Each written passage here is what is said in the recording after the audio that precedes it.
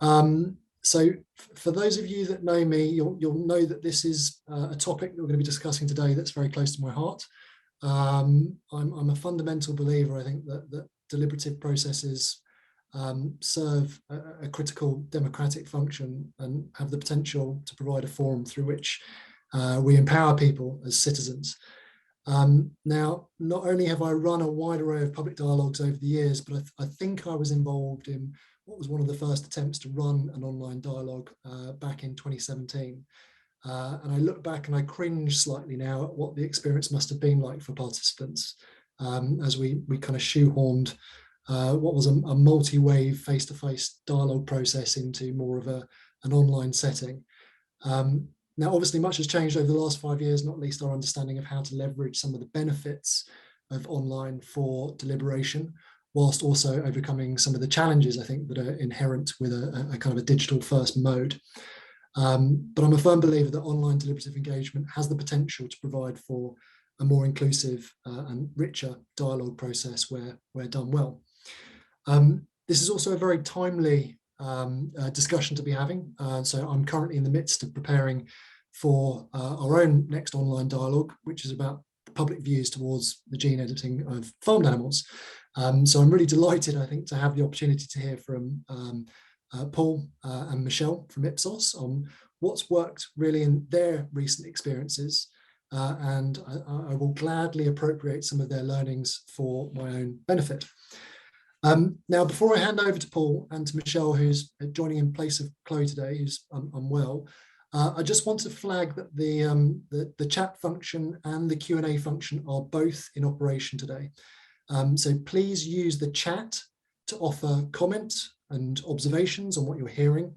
But we have set time aside for Q&A, okay, towards the end of this. So please, if you have a question that you would like to pose to Paul and Michelle, then use the Q&A function rather than the chat.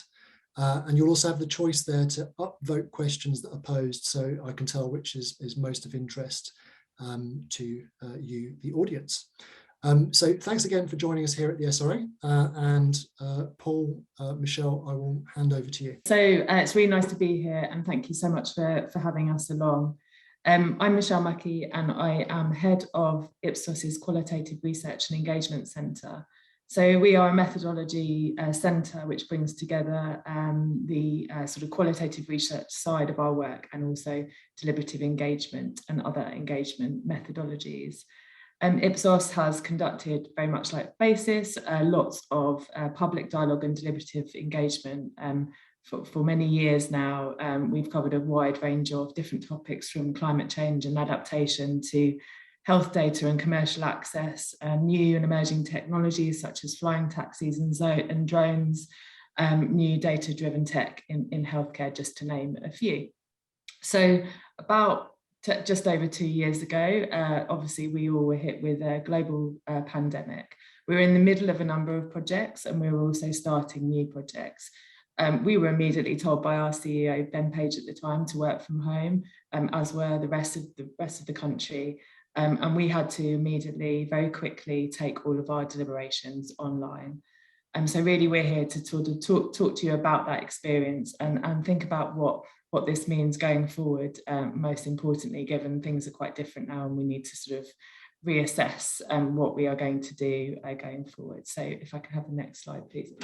So I'm Paul Carroll. I'm an Associate Director in the Qualitative Research and Engagement Centre, which I helped Michelle set up just over a year ago, and helped set up the precursor qualitative methods team that we had in Ipsos Public Affairs before that. I was reflecting back on this just a moment ago, and I've been doing deliberative engagement of some form for over a decade now. We did, the first one I worked on was about the Lansley reforms, the Health and Social Care Act back in 2011 was the first deliberative work that I got involved in back in the old face-to-face days. In terms of more recent deliberative engagement, I helped design, or actually designed and ran our Citizens Assembly on Climate Change for Oxford City Council, which took place in 2019. Last big one we did face-to-face, pretty much. And then right as the Prime Minister announced lockdown 2 years ago, 2.5 years ago, we were about to hit launch or send out our sortition invites for the Brighton and Hove Climate Assembly. So we rapidly had to turn that into an online approach. And so that's so I also designed and led our first big online engagement events, literally adapting it from face-to-face to online as we went. And as Michelle said, all this reflects our experiences over the subsequent period, thinking about how online works best in terms of deliberative engagement, the things it does and the things that make it more inclusive, but also some of the challenges that we're going to face as life maybe not returns to normal, because I don't think that's probably a bit much, but as we work towards a more kind of hybrid future and what that means for our work. Anyway, back to you, Michelle. Thank you, Paul. So next slide, please. So why now? We've kind of inferred some of this already in our introduction, but we really want to think about the best bits of online. And we say that because we feel that online processes can actually be more inclusive, not less inclusive. I think everybody was worried about digital inclusion. Everyone was worried about people's internet speed or how confident people were going to be sort of deliberating and discussing in online environments. But we have some thoughts on that. And as Paul just mentioned, we do need to sort of consider going back to face-to-face. Ipsos hasn't actually delivered any large public deliberations face-to-face yet. We are aware of that some other organisations have, but I think we're probably all sort of a bit unsure about this territory. And when we do so, we're thinking about embedding these inclusive sort of practices and possibly some hybrid approaches going forward. So the next slide, please. So we're just going to cover a reminder of what deliberative engagement is. We won't spend too long on it because I assume most people who are here would be familiar with that, and think about sort of what the pandemic meant for us. So what we did before and then what we did as we went in and worked through the pandemic online. And we're going to sort of touch on the benefits of online for deliberative engagement, as well as some of the concerns, and sort of raise some questions for all of us as we move forward. So next slide, please. So deliberative engagement is a method of or a means of involving publics and citizens in policy and decision making, often discussing complex and contentious subjects which are not very straightforward and don't have straightforward sort of answers. So we tend to bring together mini publics, so reflective of the wider population. They can be as small as 20 people, say a citizens jury, and as large as 250 people or more. You start by sort of informing and gathering those sort of those initial views. You have a big learning phase, and usually people don't know much about what you're teaching them, and there's lots of room for discussion and deliberation. And sometimes, say for example, in some of the citizens' assemblies, there might be a co-creation of a set of recommendations or principles or values to take forward. Next slide, please. So these are some of the key points of deliberative engagement. Ipsos has actually sort of published a best practice guide for deliberative engagement, which is available online if anybody is interested. And these are just a few, they're quite sort of the main ones. So the public are asked to weigh up a set of trade-offs and to discuss those with other people. And to what we do afterwards or during that is to analyse the discussions, which are very in-depth. We're really interested in why people hold the views that they do and how they sort of weigh up those trade-offs in the presence of people like themselves and also others as well. Sometimes you might culminate in a consensus view, but not necessarily. Sometimes you might be looking for direction on sort of how we can all live together within this policy area, within this sort of decision-making space, given that there are lots of sort of different views. Maybe you'd be looking for the public to sort of voice their red lines in a particular area. Maybe you'd be developing principles to underpin a new policy as it's being developed. Next slide, please. So just to touch before I hand over to Paul on some of the sort of aspects of deliberative engagement and before the pandemic. So thinking about how we used to run these processes, back in before 2020. So the last huge face-to-face event that I ran was the One London Health Data Citizens Summit. We had 100 people in a hotel in London over 4 days, 2 weekends. It felt very normal to be in that sort of space. Obviously not sort of even thinking about the kinds of things that we think about now if we were to convene that many people together in a room, with possibly not the best ventilation and windows, etc. But we did tend to sort of bring people together face to face. So it feels like a great opportunity to have discussions and to build rapport and to bring people together if you are sort of in person. And as such, I guess we would hire a venue for a day, and therefore we would sort of have these processes, these deliberations running across a whole day or even a weekend. So we bring people together, and they'd spend quite a lot of time together over that day or that weekend or several weekends even. And we'd have sort of quite large breakout groups, 8 to 10 people, and they'd be sat around tables in a venue. And that's how it would run. We'd have presentations from people on the stage and experts who might be roaming the room or supporting the discussions. The key benefit of this is that you don't have too many tech barriers to worry about. I mean, obviously the presentations you can have tech gremlins, but you are in person, you can kind of wing it if you like. We felt that it's more natural discussion environment. You have body language to rely on. You have people sort of forming relationships with each other, maybe over coffee at the station over lunch, and there's a sort of more fluid and engaging discussion between people when they're in person, because it's a natural environment to have those kind of discussions that we're looking for. However, this can be quite difficult for people who are time poor, or even people who have mobility challenges, and we're asking them to kind of go to a hotel in the middle of a city and they maybe live outside of that city. People who have children or have other caring responsibilities, they've got to give up a whole Saturday or a whole weekend to come to one of these events. And maybe some people just aren't necessarily that comfortable just turning up as a stranger to one of these sort of big in-person events. So they might just say no, and we may well be excluding them from these face-to-face interactions.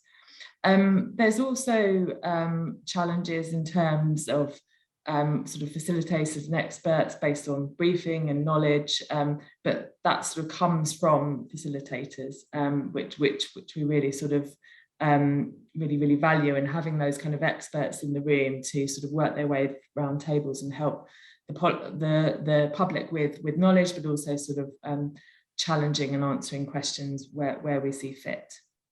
The way that we've tended to sort of finish these in-person events in the past has been bringing everything back together on the final day, or at the end of the final day, or the end of the day. And really there's no opportunity to sort of build in an ongoing analysis to inform a set of recommendations that are crafted by the public. I think this will make sense when Paul reflects on what we've done online. But given that you might be there for a Saturday and a Sunday, you're kind of there on those 2 days, and you don't really have the opportunity to take a step back, analyse the discussions and make sense of them, to sort of start the basis of the set of recommendations. So often the public are starting from scratch with their recommendations. So I'm going to hand over to Paul now to think about the online engagement. So similar format on this slide, just thinking about to draw those comparisons, I think, between what we did prior to the pandemic and then what we worked up and developed through a little bit of trial and error, admittedly, over the course of the pandemic itself. So first and foremost, the most obvious difference, of course, that is we had to move online. There's no other way, and there was no other way to do that. And so the challenge of finding appropriate venues turned into what platform works best. Where can these events be hosted? You know, to hundreds of people appearing online at one time. What's the best place to host that in a way that is stable as a platform, in a way that's interactive and intuitive for participants themselves. Particularly, I think, early in lockdown, early in the pandemic phase, where it was novel and new to so many different people interacting online. We all had a bit of a crash course, I think, society-wide, in terms of how to interact with one another and converse remotely. I think it was something that people did very little of, beyond small tranches of the population. And I think that was one big challenge, moving online and figuring out the platform, what's the venue in which these sorts of engagements can take place. Michelle talked before about how pre-pandemic, the face-to-face days of deliberative engagement taking place over whole days, often at the weekend, big chunks of time we were asking our participants to give up. Clearly, that felt instinctively, I think, for all of us, and I'm sure it's familiar feeling to everyone else who's tried these things over the last couple of years, that sort of time frame online wasn't going to work for participants. That sort of screen fatigue was going to be difficult for them, for our participants. So one of the first decisions we took was to cut the length of sessions up so that we wouldn't have 6, 7, 8 hours in one place. And we felt that was too much for people online, and that we break the engagements up into smaller chunks of time, so 2 to 3 hours per session.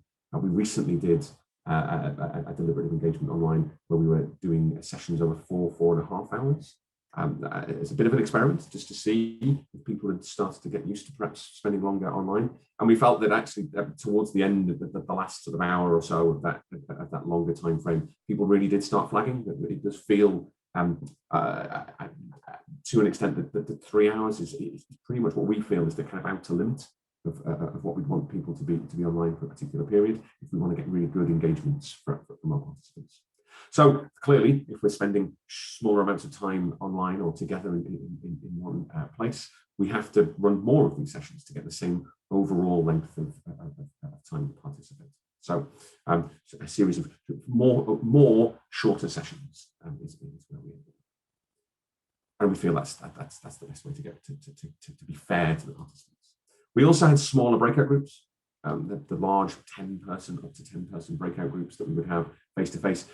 It just doesn't offer people enough airtime in an online environment. It's a slower engagement online. People take a little longer to get talking. It's a slightly harder environment for people to react to one another and debate issues with one another. And so we feel that a smaller breakout group allows, again, for a better quality of discussion and is fairer on the participants. So key benefits of going online compared to face-to-face. There is an element of convenience. I'll talk about some of these in a little more detail on the next slide, but there is an issue around convenience, about it's easier for people to turn up. They don't have to travel to a venue, all of those sorts of things. They're in their own home. Because of the structural changes we had to make, as I said, more shorter sessions, there's a little more reflection time for participants between sessions, so they can go away and ponder what they've heard, think more themselves about the issues they may have heard about, both from experts and from their fellow participants. They can go and reflect on materials, watch expert videos back that we've provided them with, spend a little more time reading around the issues, if they're so inclined, talking to friends and family about these sorts of things. So there's a little more reflection time. As Michelle said, I think there are some ways in which face-to-face can be uncomfortable for certain types of people, that people perhaps are reluctant to turn up to a big room, and they might be a little anxious about that sort of thing. So we feel that an online form of interaction can be a little more comfortable for some types of folk, people with mental health conditions, some mental health conditions, anxiety, as we've said. We also find that it certainly seems to us, from our experience, that people with perhaps whose English isn't great, English might not be their first language, being online enables family members to act as kind of informal interpreters for them, and meaning we can just broaden that sort of map of engagements a little bit and include people who might just otherwise not feel confident enough, perhaps, to turn up to a face-to-face event. The real exclusion concern, and I'll talk about this in a little while, is that for all of the things we can do to include people online, giving them kits, sending them laptops or tablets to help them get online, dongles to give them better Wi-Fi or internet connections, in detailed onboarding sessions where we spend time with people who are perhaps a little less confident online, talking them through what they have to do, when they have to do it, how they go about doing that. Simply interacting with them that way, of course, through an onboarding session also just makes them more familiar and comfortable with interactions. There are still going to be people who are that classic kind of the far end of that digitally excluded spectrum. People are going to find it really hard to get online, don't like being online. So there is still an exclusion problem, I think. So the real challenge, Michelle talked about using experts to go around the room and challenge and push participants. That tends to be done in a more kind of remote, distanced way online, where questions are generated in online sessions and then sent to experts who will respond in writing or come back to a later session and respond live. So I think there's a slightly more distanced sense of challenging participants and participants being able to challenge experts, which is less fluid, less natural perhaps than face-to-face. The key, I think, advantage we feel to online over face-to-face is there's a greater scope for developing recommendations, which I'll talk about in a little more detail in a second. But essentially, it means that we can spend a bit of we can use the gap between penultimate and final session to go away and really immerse ourselves as researchers with the data, with what participants have told us, to ensure that we can draft recommendations, which we then put to participants, so that it's done less on the hoof than perhaps face-to-face, and allows us to be to give the data a little more validity, as we'll talk about in a second. There's also, I think, one of the big challenges online is, as Michelle talked before about getting tech gremlins with videos and mics and so forth in a face-to-face environment. I think it's a little harder to wing it online. I think you have to be a little more prepared, and you have to run things a little more rigidly, I think, online than face-to-face. So, key benefits in a bit more detail. First of all, that point about participant convenience. There's no travel time for participants. They just can log on, they're at home. It can slot a little more easily into people's lives, into their week, into the structure of their lives, because we're asking for them to, whilst broadly get a similar amount of time in total compared to face-to-face, it's in sort of bite-sized chunks, if you will, and can slot into people's weeks a little more easily. Doing it 3 hours, 2 hours, 3 hours in an evening or on a Saturday morning, just fits a little easier into people's lives. And as I said, the comfort of their own home can matter to certain types of participants. I think people with mobility issues might find it easier to attend an online event than having to get to a face-to-face venue that may not necessarily be set up to deal with some of those challenges that they face.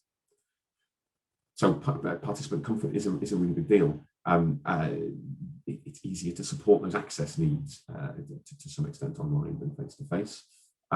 There's a sense that perhaps being online and not sitting next to someone in a face-to-face environment makes it easier for people to say the unsayable, I think. But there's maybe a little less social desirability bias. People perhaps are a little more frank than they might be if they're sat next to a stranger who they know they're going to be next to for several days. I think there's something about that which maybe reflects in the data. And having a little bit more time between sessions and to set things up allows us to put subtitles perhaps on pre-recorded presentations, making them a little more accessible to our participants.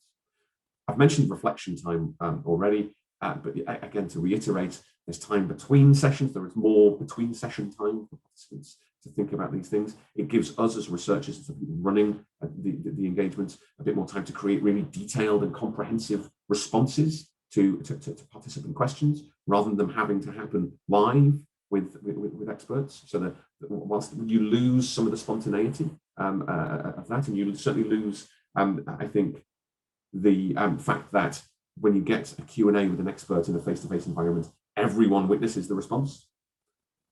You go away, you can create a really detailed FAQ document which goes into the response and gives a more thorough or rounded response, but not everyone's going to go and read those documents. It's really important to bear that in mind. I think it's a real challenge still to online, is that we can create lots of wraparound support for participants, but there's no way of ensuring that they can all witness that response. It does require them to go and read something, to go and find the document, even if we're sending it to them in email or even posting it to them. And then crucially, I think the really big benefit that we think online has is that extra time for analysis and drafting of recommendations. So this point about data validity, you can spend a bit more time playing back views and ensuring we understand what participants are telling us and what they what they're trying to get across as recommendations or important feedback on an issue. So we can go away between sessions, immerse ourselves in the data, like I said, draft recommendations that really reflect what we've heard from our participants across, what is it going to be, a room, sometimes a very big room, 200, 300 people in some cases. And it means we've just got this kind of slightly more considered version of recommendations for participants to go away and then or other participants to come back to and really think about in detail. It takes a bit of the cognitive burden off the participants, where we have to do it live in a room at the end of a long weekend of thinking. I think we get more considered, more nuanced recommendations online than we might face to face. So here's an example of how we might do that. This is from the Brighton Assembly. It's all online, which is why I'm publicly available, which is why I chose to use this one. So we went away and we came up with one of the recommendations was that people wanted to park and ride in Brighton. The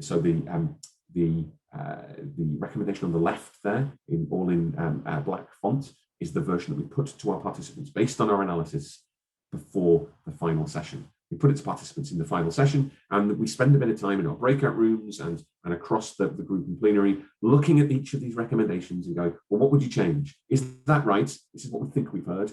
Is that right? And then live on screen, in the screen share, in Zoom, updating and tweaking those recommendations, which is the bit in red font on the right-hand side of the screen. So you can see that our analysis came up with one thing, but participants in seeing what was being played back to them wanted to tweak some things, wanted to change wording, change the emphasis, add caveats to those recommendations. So that's how we feel that recommendations are really improved by going online compared to face-to-face. Getting that nuance in terms of being able to develop recommendations and play them back, and then giving participants a chance to edit and tweak and make sure those recommendations truly reflect what they want. A couple of things, don't be fooled. There are a couple of things that I think we might expect online to be, and we certainly expected online to be before we went online, one of which is cheaper. This idea that we're not spending on venues and all the rest of it, that online will be cheaper. I think what we found is that that's not necessarily the case. We might be saving on venue costs and travel, but those costs are sort of repurposed, if you will, because we need larger teams, more researchers. As I said, the breakout groups are smaller, so to cover the same volume of participants in total, we need more facilitators. So there's a cost there, and I think there's also a cost in terms of providing the right technical support to make sure that people can access the platform and can take part, and that essentially the tech doesn't fall over as it might do. I think there's something about easier, that online might be easier than in some ways than face-to-face on facilitators. I'm skeptical about that. I think I certainly feel as a facilitator myself that you have to project yourself at the screen a little more. It becomes a bit more of an effort to perform and to really engage your participants through a screen. And there's still, I think, kind of exclusion issues, as we've talked about. More people can be included than face-to-face, I think. If you invest time in digital coaching, the onboarding that I mentioned earlier, and that ensures that people can stay online. I think there's a kind of wider kind of benefit for people. You can coach people who might have been a little digitally excluded. You can coach them through, and their experience of taking part means they're much more comfortable online. So there is an advantage there, I think, and that sort of exclusion is a debatable point. I think there are always going to be people who are excluded online, and I think the sort of metaphor that I've settled on is that, to an extent, I think it's not so much that digital excludes people, it's just the map of inclusion changes shape. So you end up with some people being a little less included and others being a bit more included, depending on whether you're doing face-to-face or online. So I think just to end on our kind of challenge to the sector, I think it's pretty obvious, I think, where we're going with this, which is that I think the challenge is to understand and figure out how we make the most of all those advantages that we've talked about, or the advantages that online offers, as we move back into a more face-to-face environment. Essentially, how do we make hybrid work, the way we're all trying to in our kind of working environments? We're trying to make hybrid work from home and the office. How do we make digital deliberative engagement and work in a more kind of hybrid world when we are able to get people back in the room and have a sense of occasion again? So that's where we are. I'll hand back to Dan and see what questions we have, and I'll come off the screen share there as well. It's Michelle and my details on there as well, in case anyone needs it. But I'll come off the screen share now and I'll hand over to Dan. Fantastic. Paul, Michelle, thank you so much. That was really great. What I'd like to do, there are some questions coming through, and I'll make sure I post some of those to you. But just your point of departure at the end there, I'd like to come back to. So I think we've all experienced some of the pain of hybrid meetings where you've got half the people in the room, half the people on camera. So just that question you left us with, I'd like to get your thoughts on it. So what do you think an effective hybrid might look like going forward with Deliberative?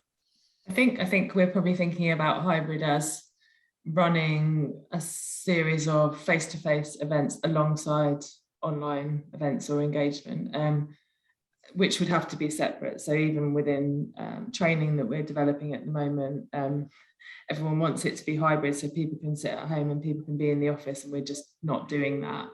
There may be a way, but we feel as though it's too risky. So we're thinking, maybe there's a need to do some place-based work, but actually we can then bring people together at the end as part of a national session, for example, and that could be where you ask people to travel, to all come together to meet one another and sort of culminate in the conclusions or the recommendations. So we're thinking where we can, we'll use online, and where we need to, we'll use face-to-face. Mm-hmm. I think just to follow up on that, I think there is something about, you mentioned place-based there, Michelle, which is, there's something about face-to-face, I think, still giving a better sense of occasion if it's a very localized sort of deliberation, right? If everyone's in one place, I think being online could feel weird, right? If everyone lives locally, why are we all separate and online? But I do think there is, I don't think we'd be looking at hybrid in the sense that that you've alluded to there, Dan, about hybrid means that some people are online and some people are face-to-face. That sort of slightly odd experience that we're all working through at the moment. It would be more, as Michelle puts it, which would be some stuff would be online and some stuff would be face-to-face, but we wouldn't be doing both at the same time, if that makes sense. Yep, makes total sense. So one of the first questions that we had was, I suppose, around the activities that take place between sessions. So with deliberative work, obviously, it usually takes place over a number of different kind of workshops with potentially 2 or 3 weeks in between. How on an online setting have you kind of used that time to engage people between waves? Yeah, I can go first if you like. So we did this before, actually, before the pandemic, and we had online communities running, where, as Paul said, we could host all of the materials. Maybe people could watch back the videos and look at the stimulus again. But we could have discussion forums running, question and answer with experts, and sort of other activities. We've definitely made the most of that throughout the pandemic. We also have a number of apps that Ipsos owns, so we might ask people to go off and use an app for a week to record a diary, or to use that for discussion forums as well. So we definitely keep the conversation going, but we did that before. I guess it feels more natural when you're already online to sort of have that outside workshop sort of discussion, because people are used to sort of clicking on links and being told to go somewhere within the internet. So there's definitely place for those to continue, and maybe even to do more on those. And the problem that we find with it is engagement. And we find that if it's an event, if it's an occasion or a workshop, people will come. And I can see there's a question about attrition. We don't have very poor attrition for our workshops. However, the activities that are going on alongside those, so for example, on a community, it's really hard to get people to engage. And you might have the people who are very keen, have a very strong voice, or just like doing that kind of stuff, and many more who are much quieter or maybe not even there. And we do incentivize, so there's something sort of there to talk about. I think that's So, and it's a similar point to Michelle's, which is ensuring that sort of equality of engagement across those sorts of intervening exercises, and when there was, and making sure that they are directly related to something that the participants are going to have to do at some stage later in the deliberation. I think that's the key. And of course, not overworking the participants and making it feel a bit too much like it's like there's extra homework that they've got to do beyond this time commitment that they're already giving us to take part in the discussions. I think getting that balance right is really, really hard. And I don't think we've cracked that yet. And I'm not sure anyone has. And Michelle, you mentioned the point around attrition. What's been your experience around levels of attrition on online versus face-to-face? I think the attrition is slightly worse because of the staggered, many more shorter sessions. Naturally, things come up in people's lives, whereas if it's just the 2 days, they're there, they don't disappear off in the afternoon usually. I think we've had to use high incentive structures and to sort of combat that and over recruit participants who we can initially fill gaps with, but after the first workshop or so we don't replace, because it's a group of people who are no longer the group of people that started the discussion. They're becoming more expert in the area. We obviously give people a lot of notice around when the workshops are going to be. Most recently, we've had a real problem with COVID and illness, which we just couldn't do anything about, because as I say, if there were people who were already part of a deliberative process, they'd been through the learning and they were at a later stage, they're sort of irreplaceable. So we just had to accept that, and obviously the commissioners were very understanding. It's a real shame, and it's impacted on the facilitation team and everyone else involved as well. Weirdly, it didn't really affect us before, and it's been more, because I suppose everybody was at home not catching the virus, or if they were, it wasn't as much of a sort of damaging impact. But most recently, that's been the biggest hit. So not because they didn't want to be there, more that they couldn't because of illness. Yeah. Okay. Just to go back to one of the things, Paul, that you mentioned as part of the presentation around those participants who are, or those members of the public who are more sort of digitally excluded.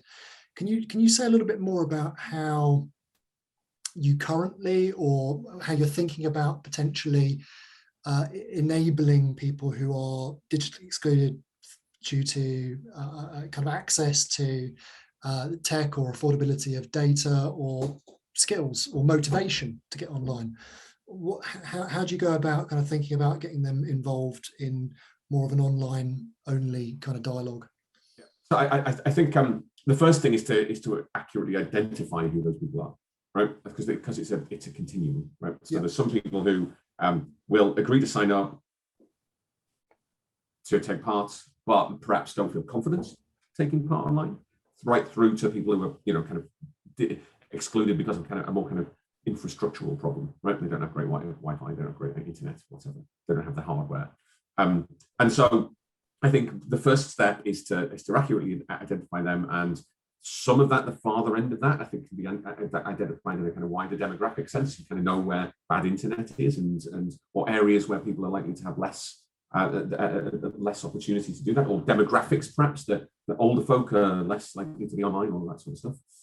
But I think we also ask, what we've tended to start doing is asking at recruitment how confident people feel and whether they have the kit. So you identify them at the kind of recruitment stage, and then you go through a process of talking to those folks, sending them kits, literally sending them their tablets and laptops, factoring those costs into the way we design the work, factoring the time in for that to happen, and then running through this, as I called it earlier, kind of onboarding process of ensuring that those people have direct contact with the research team, and they get coached through setting up their kits, talking them through the platform that they're going to be using, talking them through the timings and what's expected of them. And there's the kind of, I think it helps not just to give people stuff and talk them through it, but there's a kind of added soft benefit to it. It makes them more comfortable doing the thing and makes them more likely to turn up. I think we talked about attrition before, but that onboarding process for online engagements is I think, crucial to ensuring turnout or mitigating dropout, I guess, might be a better way to put it. That I think I think my sense, anecdotally at least, is that face-to-face, you're agreeing to a commitment, you're agreeing to turn up somewhere, and you know you're going to do it, and you sort of plan your day around it. Whereas I think it's probably there's a psychological thing where it's a little easier to go, I'm just not going to bother logging in to something, right? Yep. That lower cost, as I put it, it's easier to join an online event than it is to go to a face-to-face event. It's easier to not attend as well in some sort of way, I think. Yep. Which do you prefer? I think if you mean between online and face-to-face, personally, I prefer running a face-to-face event. I really like, the getting there, the setting up. It's like an event. It's almost like I've always wondered whether I wanted to be an events manager, and it's that sort of side of it. It's meeting people, standing in the queue and talking to participants, and having lunch with them. It's the body language that I find helps with reading behaviour, and also being able to use that to stop people who are sort of taking over too much, or maybe need to be shut down for another reason. That's so difficult, because I'm looking at you right now, Dan, but you don't know that. And so I can't sort of give you my eyes as if to say you need to stop. And we have developed lots of techniques. Of course, we're not sort of, we feel really confident online, but personally, I think I feel like I feel like I enjoy the process face-to-face. Then the other side of me, but managing a family and work, finds it really convenient to do these sessions online. Okay. Just on that, I completely agree. I'm the same. I prefer face-to-face from a personal perspective. I think, just to add to Michelle's thing, I think there's also I'm quite gregarious and a bit of a show-off, I think, perhaps, to put it more pejoratively. And I think getting that kind of warmth of feedback from other human beings that you get from face-to-face, and you can't get online. Right? No matter how engaged everyone is, it's not the same as that sort of warmth, that human warmth that you get from being in a room with folk. I think that's for that reason, if nothing else, it's just more fun. I think is the way to sum it up. I totally agree with you both. We're coming right up against time, because it's 1:45. So I just want to extend my thanks to you both for the time spent preparing and giving the presentation today. Really good to see you both. Just for everyone who is online watching this, just to let you know that there is a recording of this that will be put onto the SRA website and will be available for you to peruse at your own leisure and circulate amongst your friends and family. So thanks again, everyone. Have a wonderful rest of the day. Thanks for your time. Thanks very much, everyone. Bye-bye.